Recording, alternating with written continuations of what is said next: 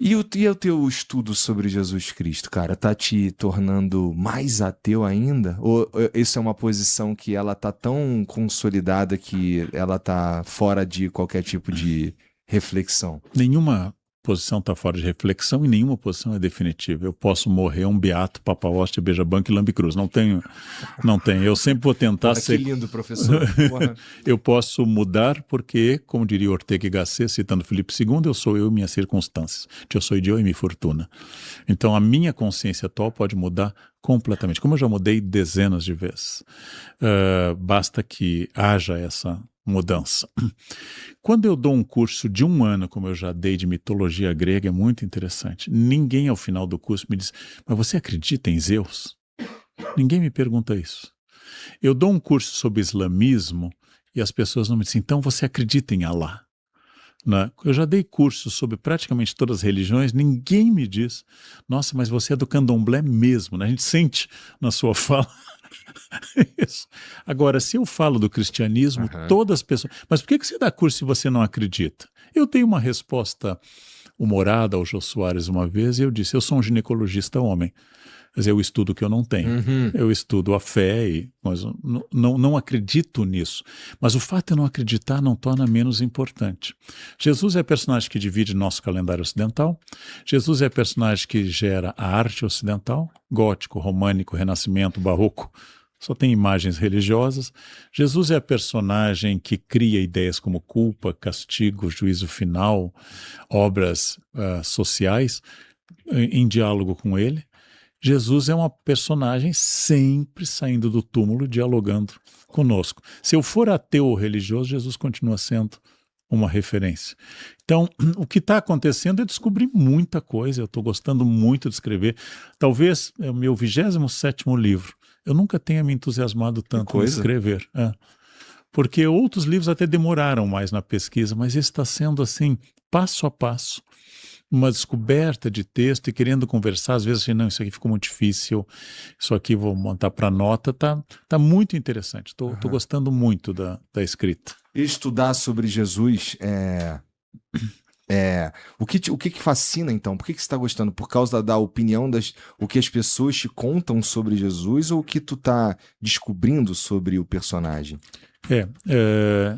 Tem uma pergunta de Jesus que está na epígrafe de um capítulo meu no Evangelho, que é quem eles dizem que eu sou. Existem muitos pesquisadores, especialmente um do século XIX, que diz que Jesus sempre aparece na margem do Mar da Galileia. Jesus é um nazareno, é um galileu, o norte de atual Israel, e sempre chega às pessoas e se apresenta. É sempre alguém que vai perguntar quem que vocês acham que eu sou. E as pessoas têm dificuldade com isso, Aham. né? Elas têm grande dificuldade com isso. O evangelho mais curto, o mais antigo, que é Marcos, hoje é dia de São Marcos, o evangelho mais curto e o mais antigo, só 16 capítulos, Jesus não tem infância. Por quê? Para aqueles cristãos, a infância de Jesus era irrelevante.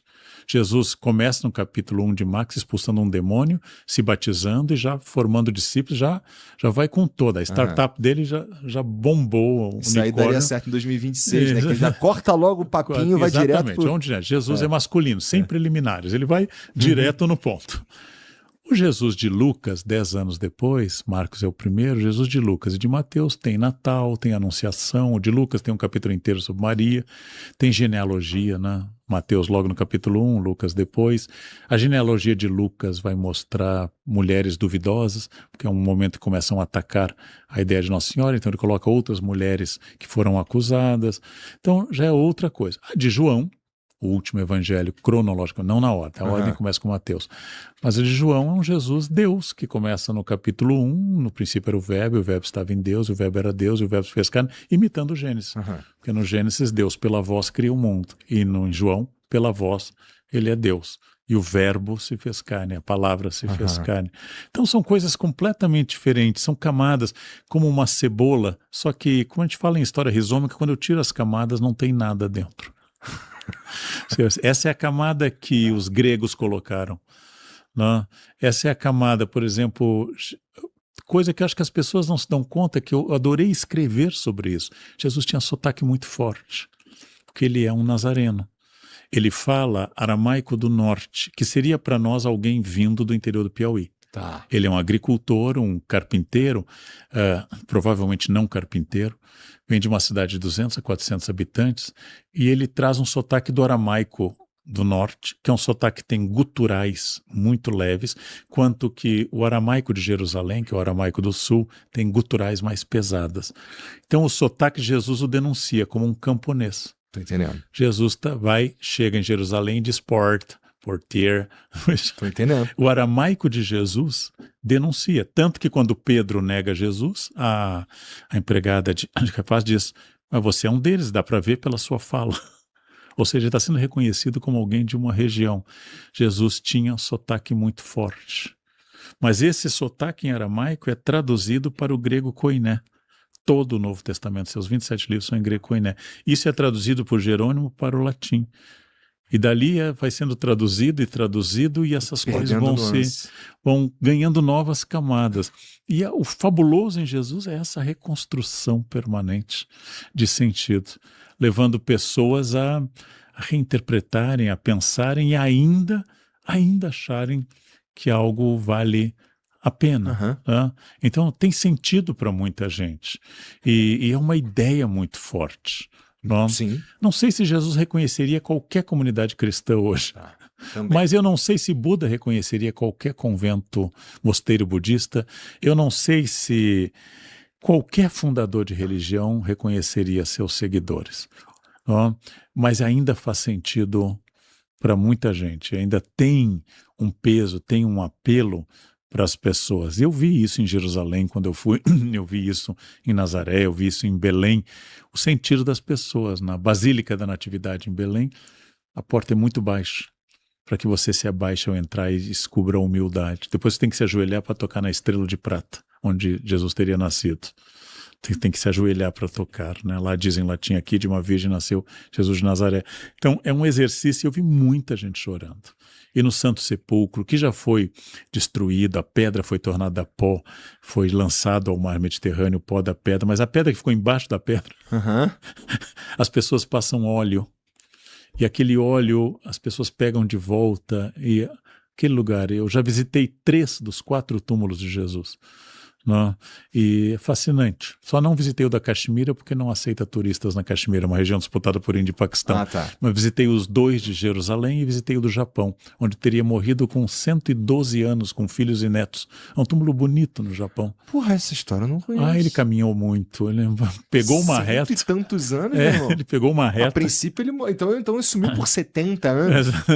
Depois ele não teria morrido na cruz e ao invés de ir para o céu, ele teria ido pregar no Japão. Lá tem um túmulo com picket fences, com cerquinha branca ao redor, e lá está o túmulo de Jesus e a memória dos filhos e netos. Na Caxemira tem outro, em Jerusalém tem 2, o do Jardim e o Santo Sepulcro, que é o mais famoso. Qual deles é o de Jesus? As you like it. Você acha que faz diferença, no fim das contas? Pro que representa, pro que Jesus representa para a sociedade e tudo mais? Olha, eu gosto de traduzir coisas que as pessoas depois vão achar que são fortes, né? A diferença entre sexo sem imaginação é fricção. A imaginação é tudo. A imaginação é tudo. Eu concordo. Você imagina se nós dissermos que esta água cura, vai haver alguém que vai se aproximar com devoção genuína, vai beber água e vai ser curado, inclusive, porque nós criamos esses sentidos. E quando é que eu percebo isso, Igor? Nas vezes que eu fui a uma religião que não tem nada a ver com as que eu conheci, e eu vejo pessoas encostando numa pedra que é para Shiva, que é para Ganesh, que é para qualquer entidade que não faz parte da minha tradição, e aí aparece aquilo. Porque eu, apesar de não ser religioso, eu entendo a emoção em Jerusalém, porque é a minha cultura, eu faço parte dessa cultura e eu fui religioso. Agora, quando você vê alguém encostando numa pedra dedicada a Shiva e chorando, emocionado, não? Ou entrando no rio Ganges em direção ao nascer do sol e se inclinando, fazendo uma cerimônia naquele rio, aí eu entendo que, de fato, a cultura humana é fascinante. Ela é a grande fonte da nossa criação. É o que o Yuval Harari chamou de revolução cognitiva. Há 70 mil anos, nos reunimos ao redor de uma fogueira e não ao redor de microfones do Flow e começamos a inventar histórias. E de repente alguém disse, se vocês me construírem essa pirâmide durante 20 anos com 100 mil pessoas, eu vou ter vida eterna. E alguém aceitou isso. Uhum. E construiu a pirâmide, para a alegria do turismo egípcio. Construiu aquela pirâmide, fez aquilo. E trabalhou durante 20 anos para que alguém atingisse a vida eterna. É fascinante isso. É fascinante isso. É fascinante que, como diz o Brecht, alguém conte dinheiro para os outros todo dia ganhando um salário miserável. É fascinante. O dia inteiro contando milhões num banco e depois ir lá ganhando 5.472. É fascinante, porque isso é uma convenção cultural. Eu vou respeitar porque é o princípio da propriedade.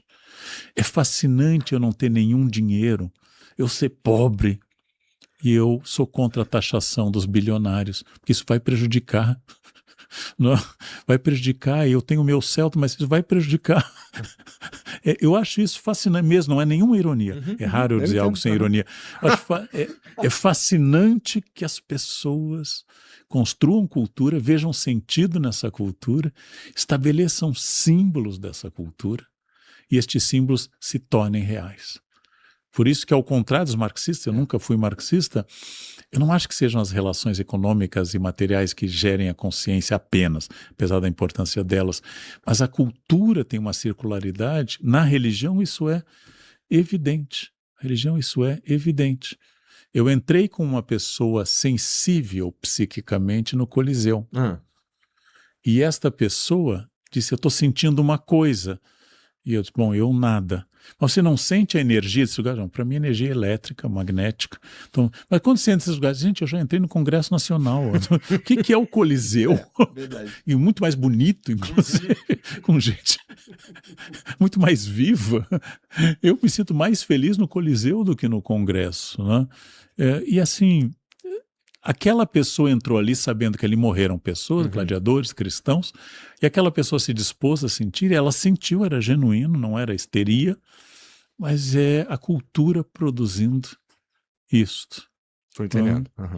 E isto, eu, várias vezes, fui entrevistar pais de santo, fui a terreiros, vi sacrifícios de animais, e alguns pesquisadores que iam comigo, ai, sinto uma coisa, eu não sinto absolutamente nada, não.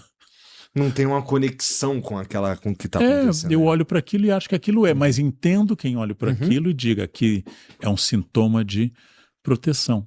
Uma senhora me perguntou se a medalha de São Bento, que tem um exorcismo nela, era de fato protegia de assaltos. E eu disse, não sendo de ouro, protege.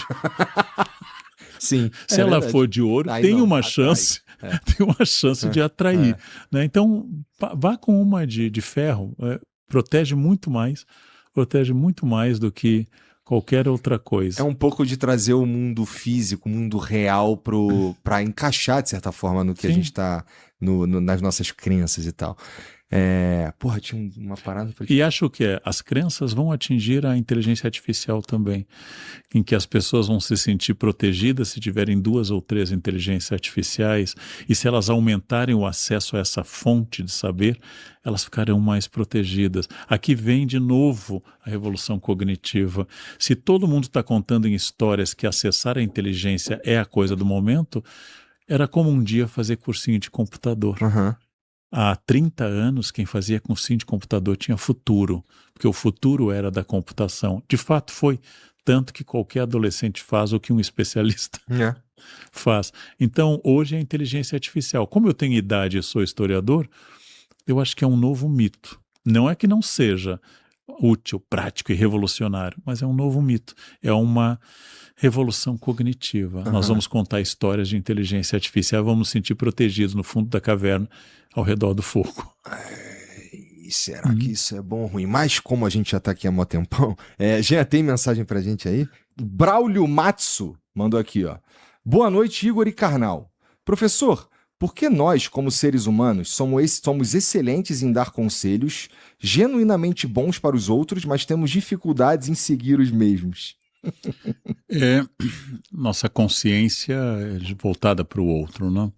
Mas É absolutamente correto, o Braulio toca num ponto central, mas eu trago a você uma reflexão do Sartre num texto que ele fez com a França vivendo o fim da Segunda Guerra, que é o Existencialismo e o Humanismo. Lá ele diz, quando eu dou conselho, quando eu recebo um conselho, eu já escolhi a resposta. Aham.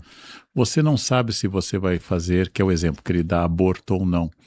Uma coisa é você consultar o padre da paróquia, outra é consultar a dona da clínica de aborto. Aham. Quando eu escolho o conselho, eu já escolhi a resposta. Nós somos bons de falar para os outros porque não vemos a nós, né? Não sentimos a nós e temos a pior subjetividade, somos nós mesmos. Então o outro é mais objetivo. Por exemplo, todo mundo sabe criar o filho dos outros. Eu acho fascinante como todos os brasileiros sabem escalar a seleção. Todos. Não, tinha que botar o fulano. Uhum. E eu, se não fosse uma vingança contra o Brasil, eu diria o seguinte, faz o seguinte, você escala a seleção. Se você não melhorar o desempenho, você será punido. Né? Porque dar Uhum. opinião é livre. E a opinião, que a gente chama de doxa em filosofia, ela é livre. É livre, porque eu não tenho responsabilidade. Eu sei criar o filho dos outros, eu sei os caminhos para o Brasil melhorar, eu sei a melhor seleção brasileira. Golda Meir reclamava em Israel que era difícil governar um país que havia, eu não me lembro o número da população, que hoje aqui são 8 milhões, e é difícil governar um país com 3 ou 4 milhões de primeiros ministros. Todo mundo dando opinião a todo instante e emitindo. É uma característica nossa. Agora, eu daria o seguinte conselho para mim e para você. Ao dar conselho para as pessoas, perceba que você está falando de você. Então, ouça esse conselho. Ouça esse conselho. É. E conselho dos estoicos. Depois que sua vida estiver perfeita, seu conhecimento estiver perfeito, seu corpo estiver perfeito e sua família for perfeita, dedique-se a aconselhar os outros. Ou seja, nunca. Nunca. Até lá você tem o que fazer.